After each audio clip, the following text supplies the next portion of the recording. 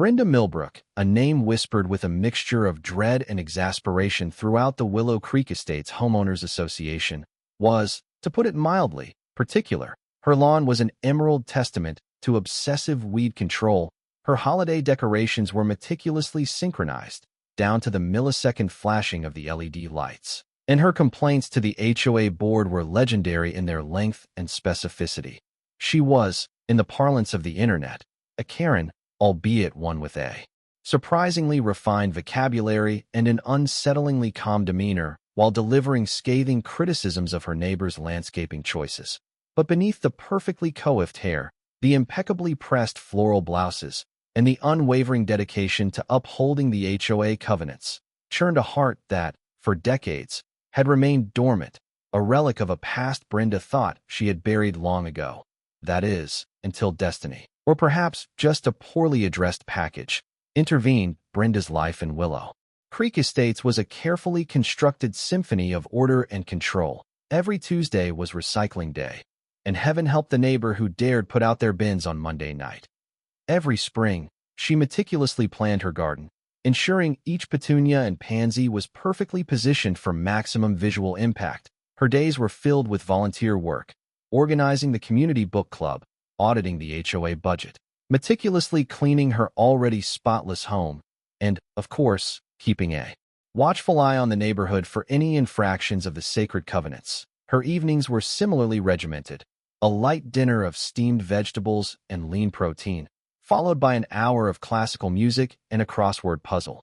Weekends were reserved for meticulously detailed landscaping projects, attending HOA meetings, where she always had a well-prepared list of grievances, and meticulously polishing her silver collection.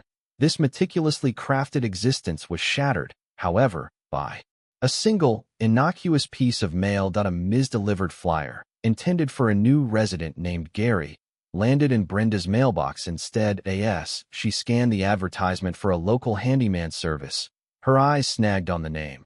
Gary, a name that resonated with a long-forgotten echo in the chambers of her heart. Gary, it couldn't be. Could it? Not after all these years. The Gary she remembered was a whirlwind of passion and poetry, a stark contrast to the predictable, rule-abiding world she had cultivated for herself. He was a memory she had carefully locked away, a chapter she had firmly closed. But curiosity, that insidious serpent, began to coil in Brenda's mind. She subtly inquired about the new neighbor at the next HOA meeting, feigning casual interest. "Oh, yes, Gary something or other," Mrs. Henderson chirped. "Divorced, I believe. Seems like a nice enough man, though his lawn is already a bit unruly. Unruly. Just like he used to be." The pieces began to fall into place, painting a tantalizing picture of a past she thought she had escaped. The old spark, long dormant, flickered to life within her. The love letters she penned decades ago during a whirlwind romance with Gary now seemed like dangerous artifacts, ticking time bombs threatening to detonate her carefully constructed present. She needed to retrieve them. She had to. And the meticulously ordered world of Brenda Millbrook began to tilt precariously on its axis. The name Gary conjured a flood of memories, a stark contrast to the meticulously curated present Brenda had constructed. Back then, Brenda wasn't Brenda Millbrook, the HOA stickler. She was Brenda Hayes, a free spirit with a penchant for poetry and a rebellious streak that surprised even herself. And Gary was the catalyst. They met at a poetry slam, a dimly lit, smoke-filled coffee shop far removed from the manicured lawns of Willow Creek Estates. Gary, with his unruly hair, paint-stained jeans, and eyes that seemed to hold the entire universe, recited verses that resonated with a raw, untamed energy that Brenda found intoxicating. He spoke of love, loss, and the beauty of imperfection, themes that were alien to Brenda's structured upbringing.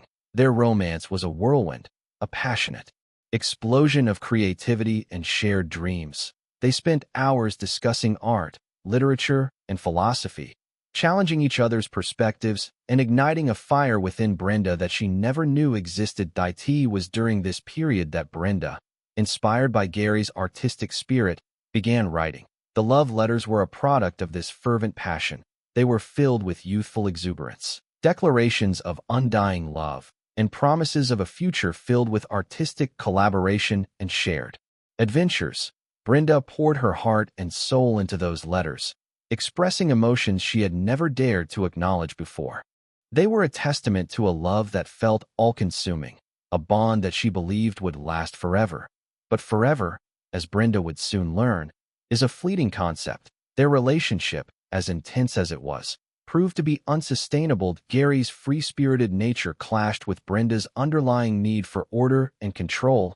He chafed under her attempts to impose structure on his life, while she grew increasingly frustrated with his lack of ambition and his inability to commit to a stable future.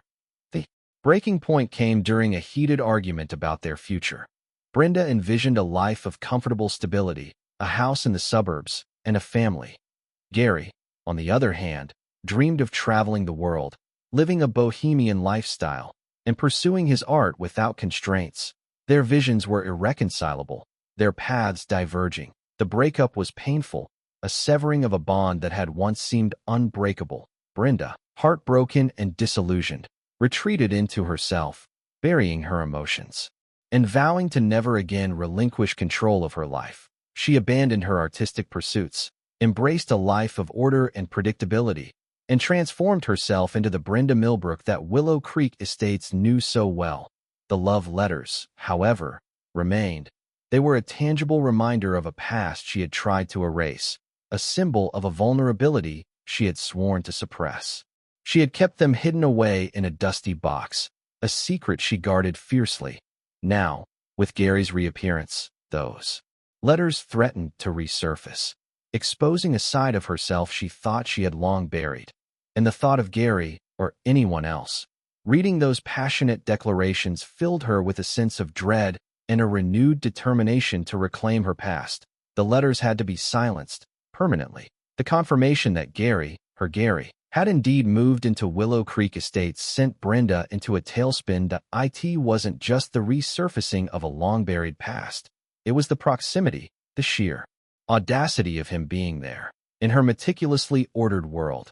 The possibility that he possessed those letters, those deeply personal testaments to a Brenda she no longer recognized, became an unbearable weight on her mind.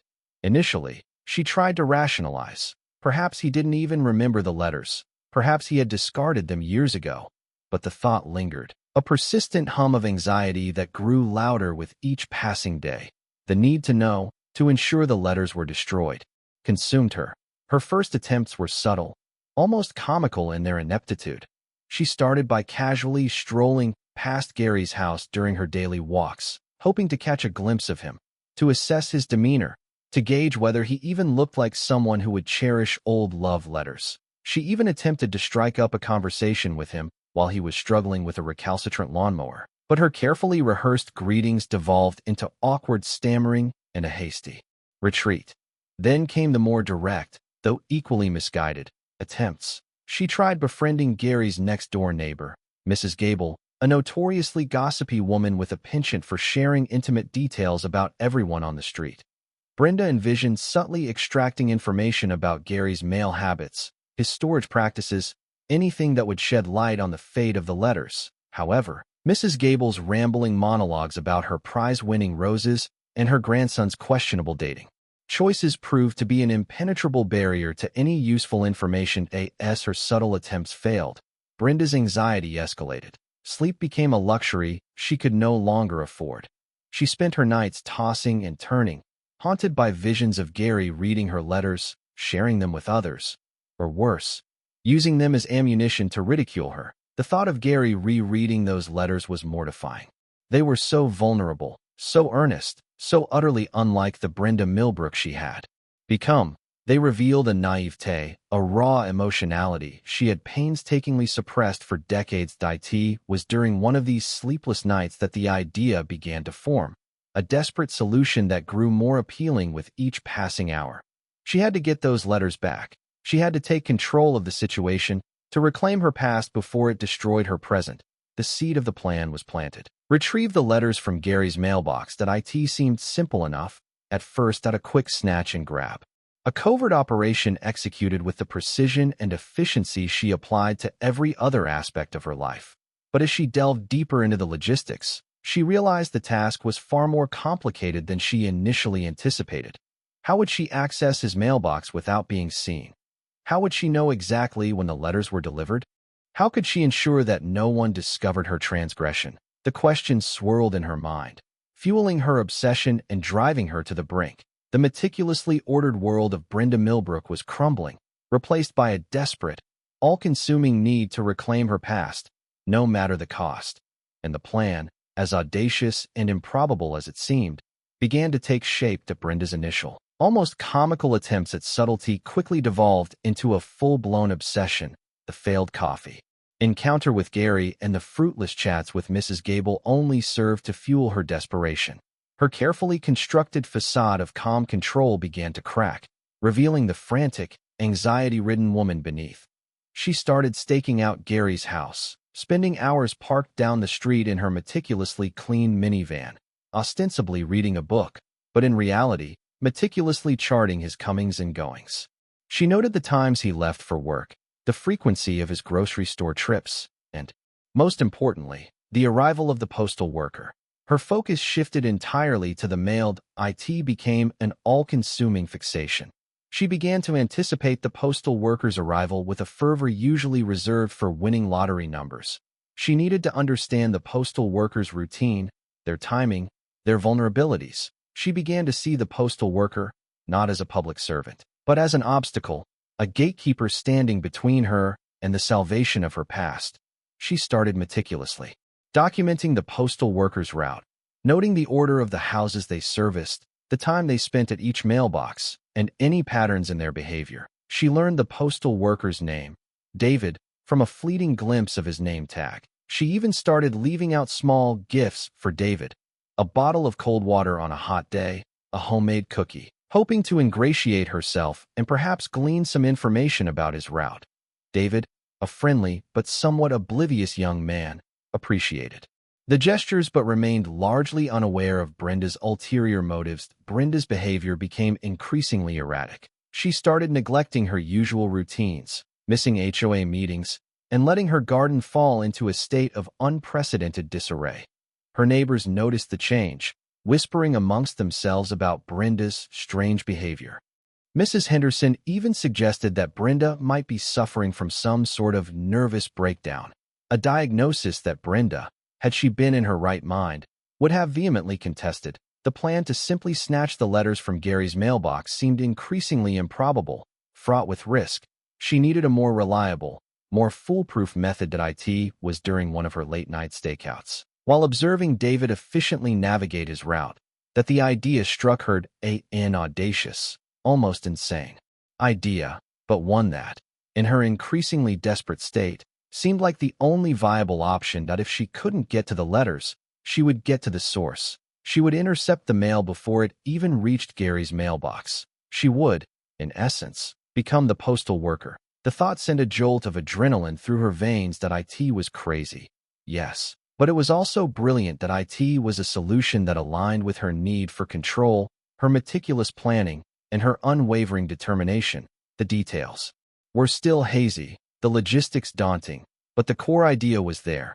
She would hijack the postal truck. The thought, once planted, took root and began to blossom into a full-blown obsession.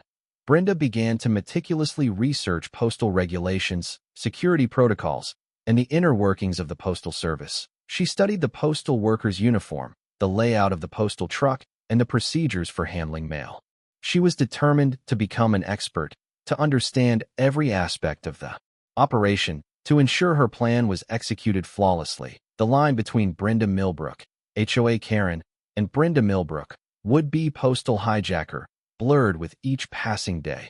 The day of the hijacking dawned crisp and clear, a picture-perfect suburban morning that belied the chaos brewing within Brenda Millbrook. She awoke before sunrise, her heart pounding a frantic rhythm against her ribs. Today was the day.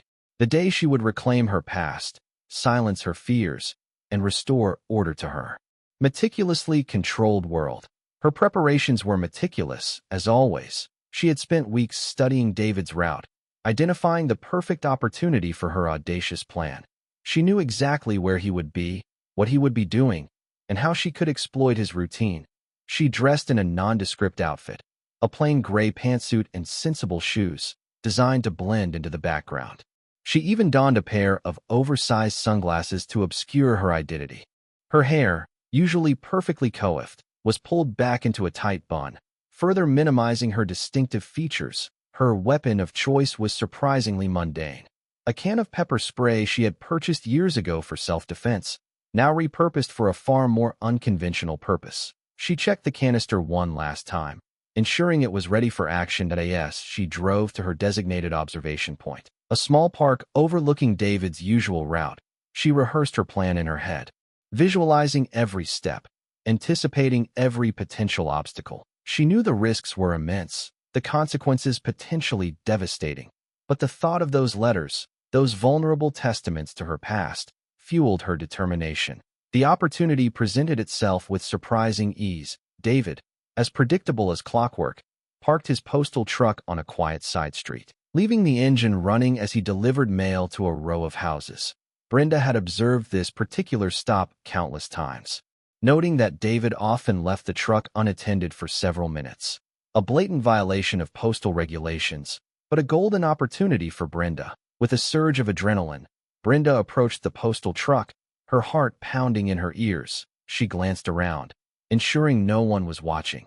The street was deserted, the only sounds the chirping of birds and the distant hum of lawnmowers. She took a deep breath, steeled her nerves, and approached the open driver's side door. With a swift, practiced motion, she reached inside, grabbed the steering wheel, and slammed her foot on the accelerator. The postal truck lurched forward, narrowly missing a parked car.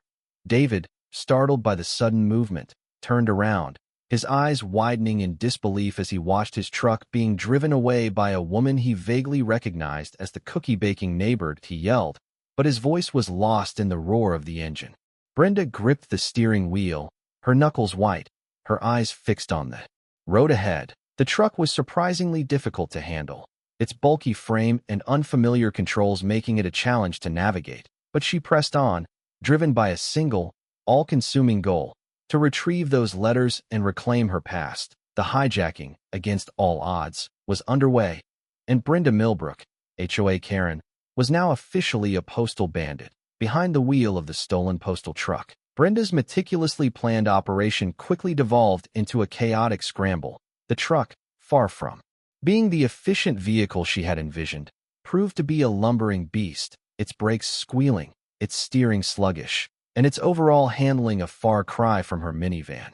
She gripped the steering wheel, her knuckles white, as she navigated the unfamiliar streets, her mind racing. Finding Gary's address amidst the maze of suburban cul-de-sacs proved to be far more challenging than she had anticipated. The street signs were confusing, the house numbers obscured by overgrown shrubbery, and the overall layout of the neighborhood seemed designed to thwart her every attempt. The interior of the truck was a disaster zone. Packages and letters were piled haphazardly, obscuring her view and making it difficult to maneuver. She frantically rummaged through the mail, tossing aside magazines, bills, and flyers in her desperate search for Gary's address. Come on, she muttered to herself, her voice strained with anxiety. Where is it? Adding to the chaos, the truck was attracting attention. Neighbors, alerted by the unusual sight of a woman driving a postal truck erratically through their streets, stared in disbelief. Some pointed and whispered, others pulled out their phones to record the spectacle. Brenda ignored them, her focus solely on finding Gary's address. The pressure was mounting. Every passing second increased the risk of being caught, of her plan unraveling. She could hear the distant wail of sirens, growing louder. With each passing moment, panic began to set in, threatening to overwhelm her. Finally, after what seemed like an eternity, she spotted it. Gary's address was tucked away on a quiet cul-de-sac, almost hidden from view. Relief washed over her, momentarily eclipsing her fear.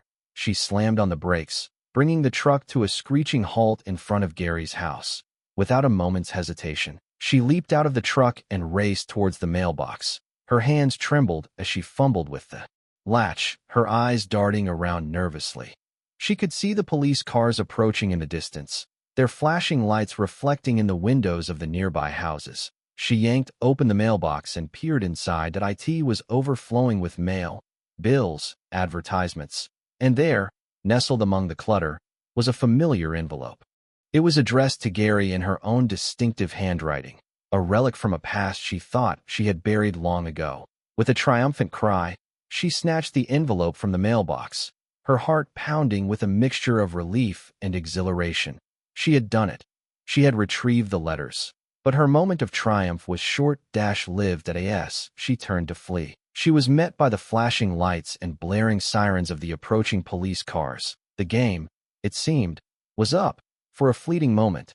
As Brenda clutched the envelope containing her love letters, she felt a surge of triumph, a wave of euphoria that washed away the anxiety, the fear, and the chaos of the past few hours. She had done it.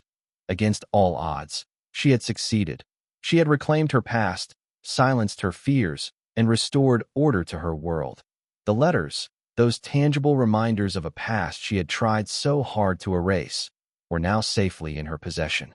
The threat of exposure, the fear of judgment, had vanished in an instant. She was free, but the euphoria was short-lived. As the flashing lights of the police cars drew closer, the reality of her actions crashed down upon her with the force of a tidal wave. The triumphant cry that had escaped her lips moments before was replaced by a gasp of horror as the gravity of her situation sank in. She had hijacked a postal truck. She had stolen mail. She had endangered the public.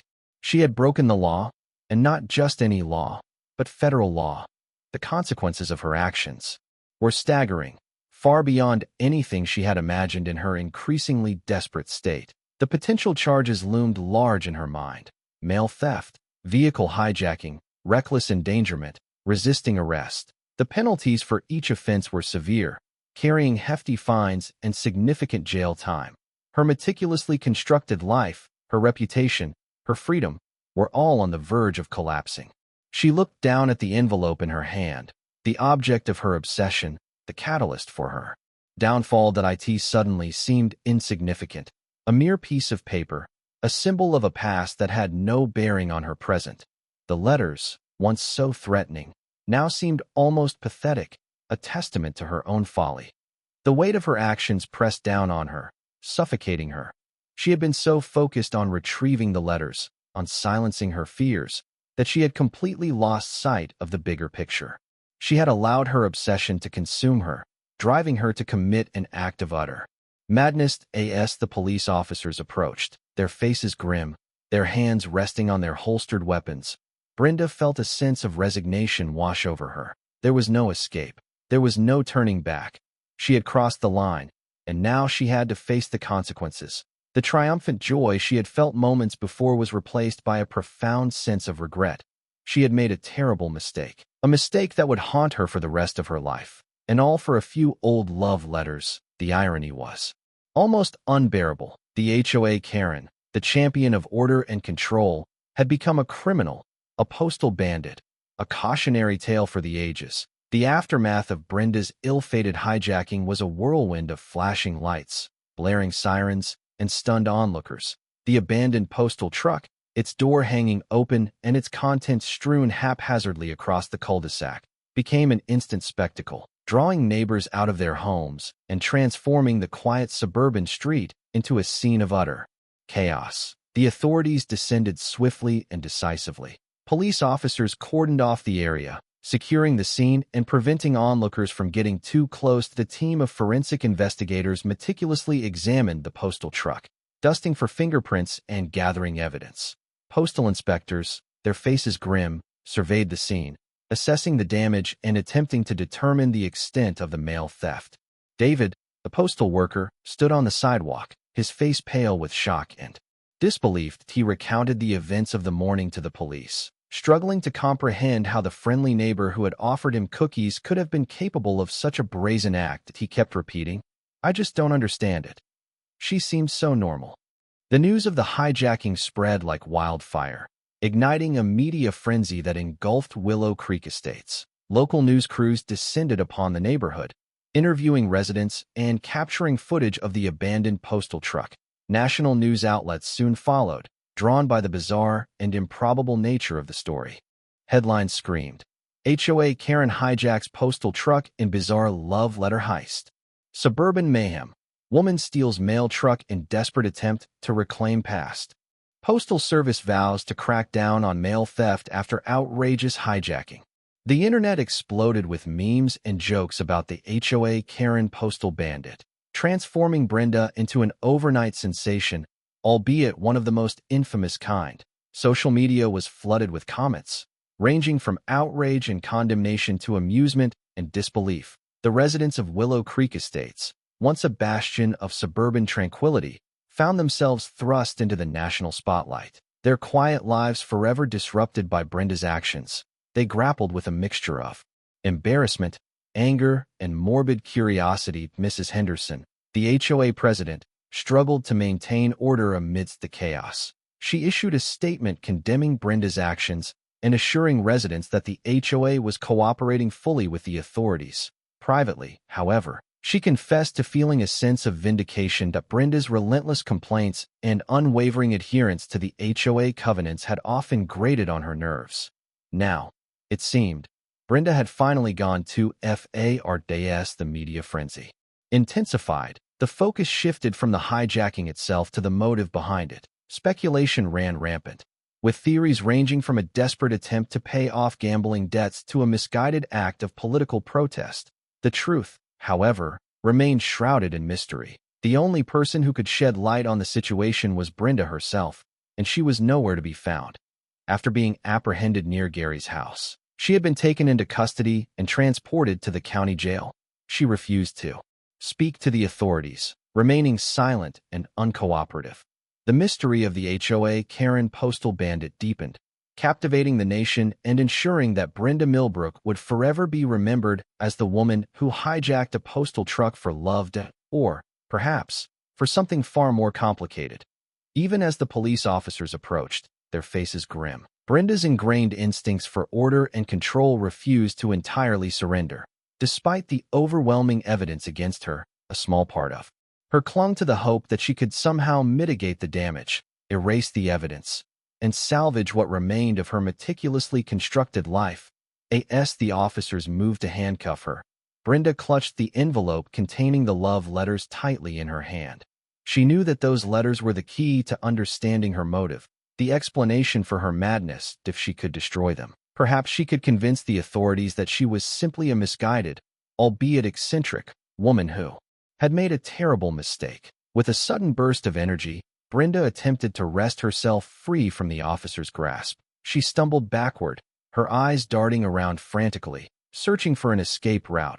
Her mind raced, desperately seeking a solution. Spotting a nearby storm drain, Brenda lunged towards it, her intention clear: to dispose of the letters and erase the evidence. But her attempt was thwarted by the quick reflexes of the police officers. They tackled her to the ground, wresting the envelope from her grasp. The officers, their patience wearing thin, secured Brenda in handcuffs and escorted her to a patrol car. She was being led away. She glanced back at the storm drain, her heart sinking with despair. Her last-ditch attempt to erase the evidence had failed.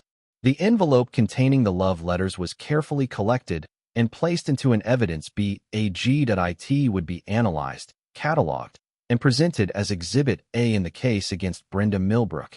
Even in custody, Brenda refused to cooperate with the authorities. She invoked her right to remain silent and declined to answer any questions. She sat in the interrogation room, her face pale and drawn, her eyes fixed on the floor. She remained silent, a stoic figure shrouded in mystery. The authorities, frustrated by her lack of cooperation, began to piece together the puzzle of her motives through other means. They interviewed Gary, her former flame, who expressed shock and disbelief at Brenda's actions. He admitted to receiving the love letters, but claimed he had no intention of reading them. He had simply set them aside, intending to dispose of them later. The authorities also interviewed Mrs. Henderson and other residents of Willow Creek Estates, gathering insights into Brenda's personality, her obsessive tendencies, and her recent erratic behavior. They learned about her meticulous planning, her unwavering adherence to the HOA covenants, and her growing fixation on the postal workers. As the evidence mounted, the picture of Brenda Millbrook, the HOA Karen postal bandit, began to take shape. She was a woman driven by a need for order and control, a woman haunted by her past, a woman who had allowed her obsession to consume her, leading her to commit an act of utter madness. And now, she had to face the consequences. Her capture marked the end of her desperate flight, but it was only the beginning of her legal and personal reckoning. The quiet life she so carefully cultivated was irrevocably shattered, replaced by the harsh reality of federal charges and a permanent stain on her reputation. The federal charges leveled against Brenda Millbrook were a stark testament to the severity of her actions. Her desperate attempt to retrieve a few old love letters had spiraled into a series of serious offenses, each carrying significant penalties under federal law. The most immediate charge was mail theft, a federal crime that prohibits the unlawful taking of mail from a postal receptacle. This charge stemmed from Brenda's act of removing the envelope addressed to Gary from his mailbox. While the value of the stolen mail might seem insignificant, the act itself carried a potential sentence of up to 5 years in prison and a hefty fine. Even more serious was the charge of vehicle hijacking, a federal crime that prohibits the unlawful seizure and control of a motor vehicle used in interstate commerce, by commandeering the postal truck. Brenda had not only stolen a vehicle, but had also disrupted the delivery of mail, a critical function of the federal government. This charge carried a potential sentence of up to 20 years in prison. Adding to her legal woes was the charge of interfering with the delivery of mail, which specifically addresses actions that delay or obstruct the passage of mail. Brenda's hijacking had effectively halted mail delivery on David's route, causing inconvenience and potential harm to numerous residents. This charge carried a potential sentence of up to 1 year in prison and a fine. Beyond the direct charges related to mail theft and vehicle hijacking, Brenda also faced potential charges related to the endangerment of postal workers and the public. Her reckless driving of the postal truck had put David, the postal worker, and other residents at risk of serious injury. While no one was physically harmed, the potential for harm was undeniable, and prosecutors could argue that Brenda's actions constituted reckless endangerment. Adding to her potential prison sentence, the seriousness of the charges against Brenda was underscored by the fact that they were federal crimes, meaning they would be prosecuted by the U.S. Attorney's Office, a branch of the Department of Justice. Federal prosecutors are known for their aggressive approach to prosecuting crime, and they were unlikely to treat Brenda's case lightly, especially given the high profile of the incident and the potential for copycat crimes. The Postal Service itself was deeply invested in seeing Brenda brought to justice. The hijacking had not only disrupted mail delivery but had also raised concerns about the security of the postal system. The Postal Service was determined to send a message that such acts would not be tolerated, and that those who threatened the security of the mail would be held accountable to the fullest extent of the law. In addition to the potential prison time and fines, Brenda also faced the prospect of a permanent spot on the Postal Service's blacklist, meaning she would be forever barred from working for the Postal Service or any of its contractors. This would effectively shut her out of a significant sector of the job market and further damage her reputation. The carefully ordered world she had constructed for herself had crumbled completely, replaced by the harsh reality of federal charges and a bleak future. The HOA Karen postal bandit had become a cautionary tale, a reminder of the devastating consequences of obsession and the high price of poor judgment. The reactions to Brenda's postal truck hijacking were as varied and complex as the individuals who comprised the Willow Creek Estates community. The neighborhood, once a bastion of quiet suburban conformity, was now a hotbed of gossip, speculation, and thinly veiled judgment.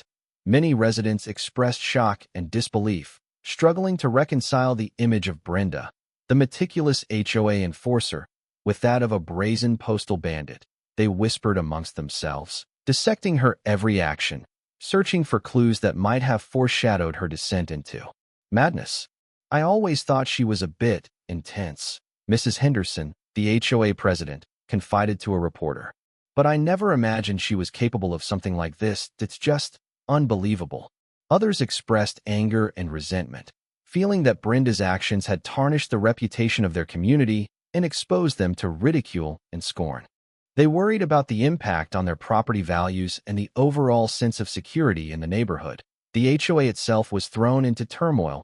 Mrs. Henderson struggled to maintain order amidst the chaos, fielding calls from concerned residents, and dealing with the fallout from Brenda's actions.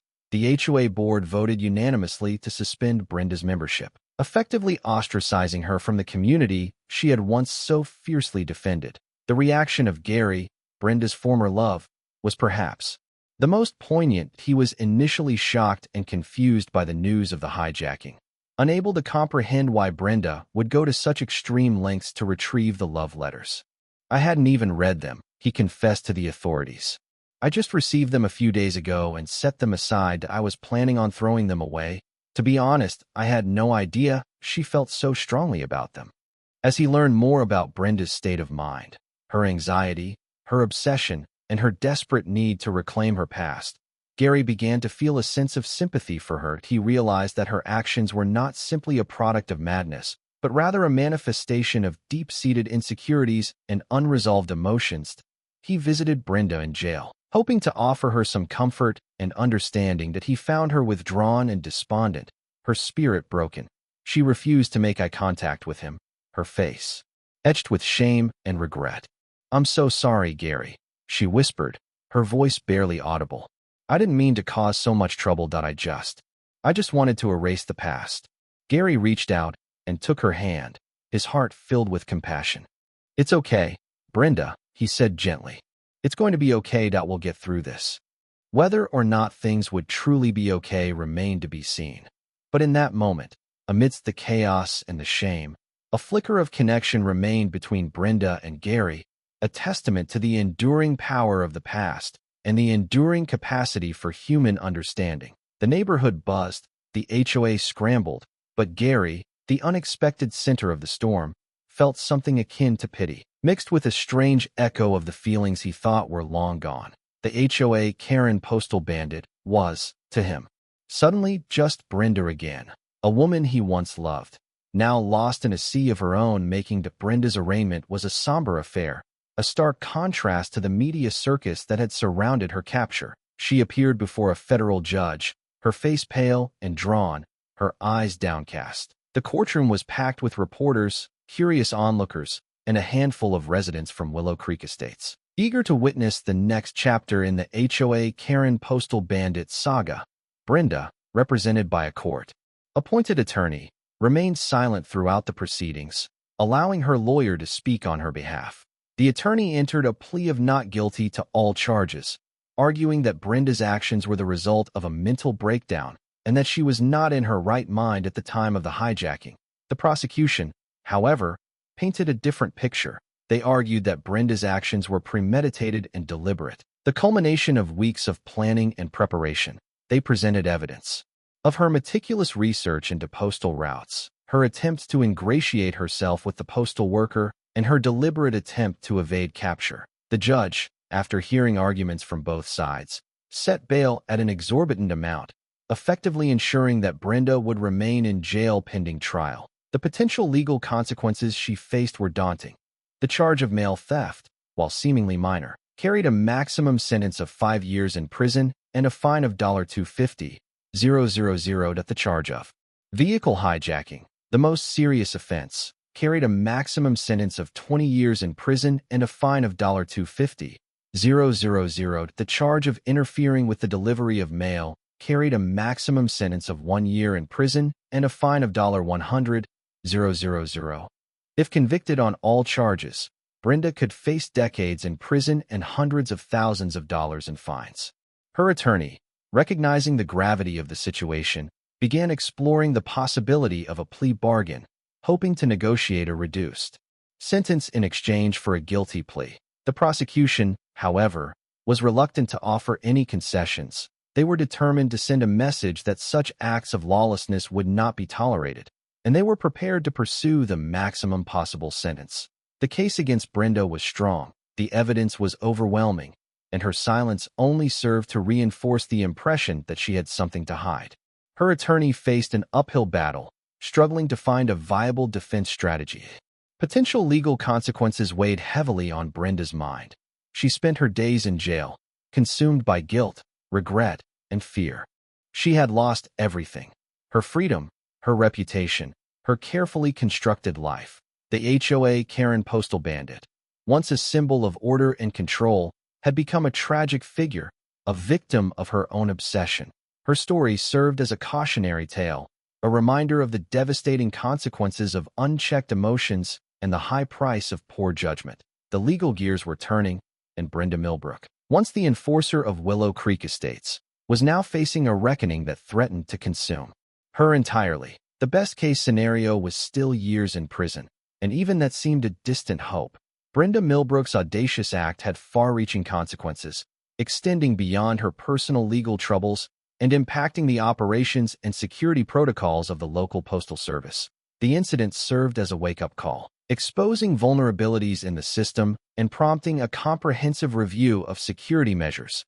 The immediate aftermath of the hijacking saw a surge in anxiety among postal workers, particularly those who served residential routes. Many expressed concerns about their safety and the potential for future attacks. The local postal union demanded increased security measures, including enhanced training, improved communication systems, and stricter enforcement of existing regulations. The Postal Service responded swiftly, implementing a series of changes designed to prevent future hijackings. One of the first measures was a crackdown on postal workers leaving their vehicles unattended. Supervisors were instructed to conduct random spot checks to ensure that employees were adhering to the policy, and disciplinary action was threatened for those who violated the rule. In addition, the Postal Service invested in new technology to enhance vehicle security. All postal trucks were equipped with GPS tracking devices, allowing supervisors to monitor their location in real time. New alarm systems were installed, designed to alert authorities if a truck was tampered with or stolen. The Postal Service also implemented enhanced background checks for all new hires, including more thorough investigations into their criminal history and mental health. Existing employees were required to undergo additional security training, focusing on situational awareness, threat assessment, and de-escalation techniques. The incident also prompted a review of mail handling procedures.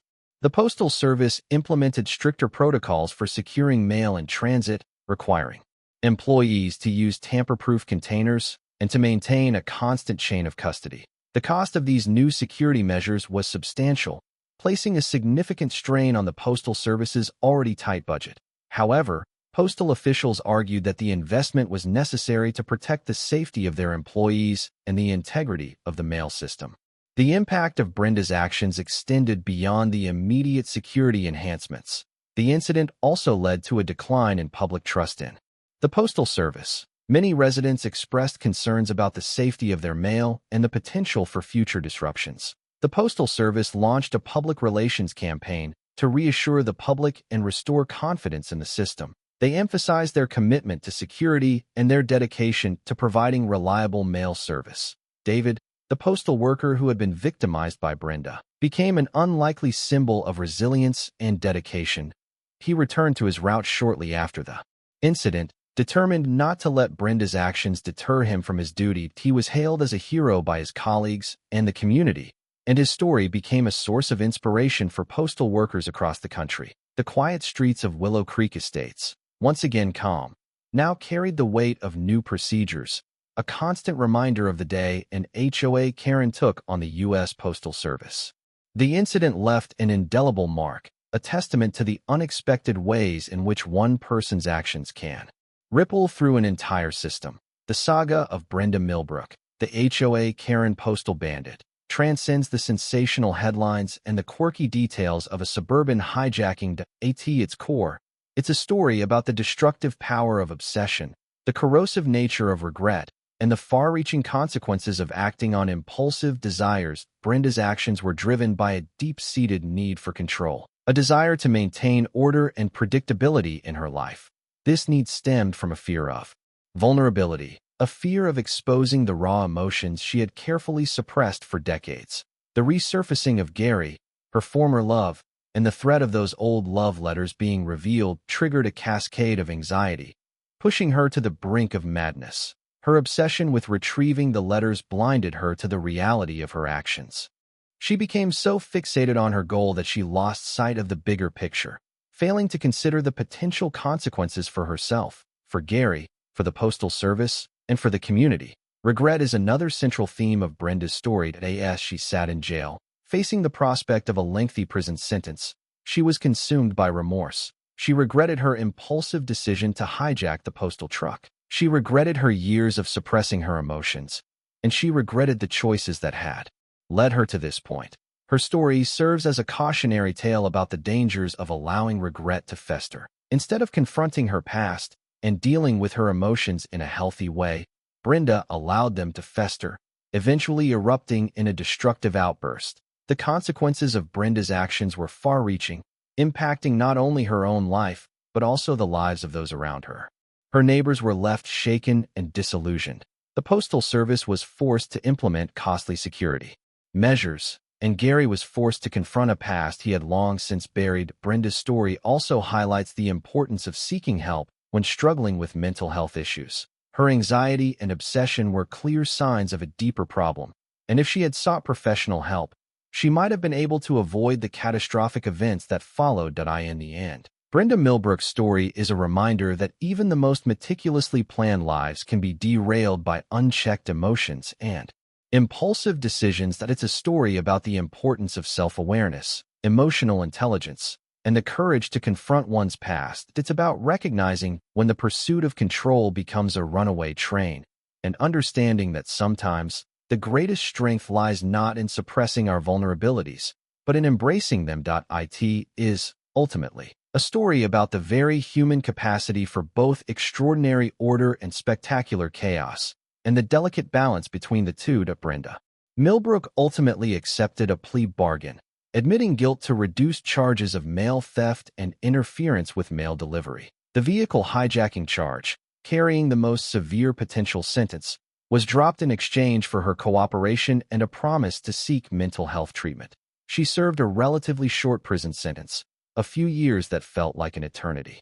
The meticulously ordered world she had constructed was gone, replaced by the harsh realities of incarceration. Upon her release, Brenda returned to Willow Creek Estates, but she was no longer welcome. The HOA had permanently revoked her membership, and her neighbors shunned her.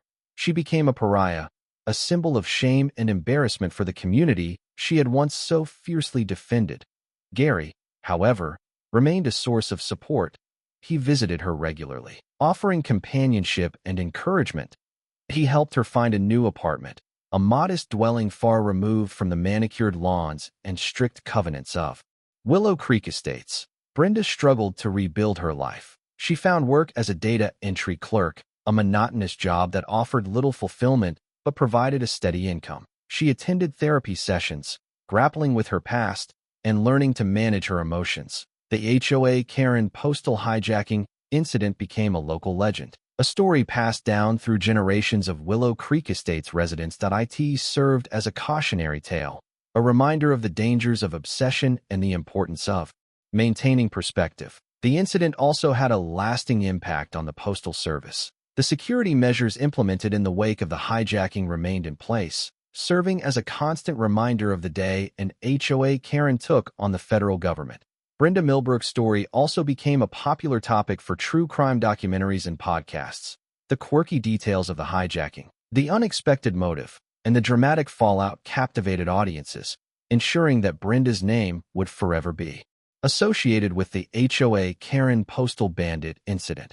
Years later, Brenda lived a quiet, unassuming life. She never fully recovered from the trauma of her past, but she learned to cope with her demons and to find solace in simple pleasures. She volunteered at a local animal shelter, finding comfort in the unconditional love of the animals. She reconnected with her artistic side, taking up painting and expressing her emotions through vibrant colors and abstract forms. In the end, Brenda Milbrook's story is a testament to the resilience of the human spirit. It's a story about redemption, about finding hope in the face of despair, and about the possibility of rebuilding a life shattered by poor choices. The HOA Karen postal bandit may have been a cautionary tale, but she was also a symbol of the enduring human capacity to learn, to grow, and to find peace. Even after the most spectacular of falls, her legacy lived on, not as a villain, but as a complex and flawed human being who made a terrible mistake and ultimately found a path, however circuitous, toward healing and a quiet kind of grace.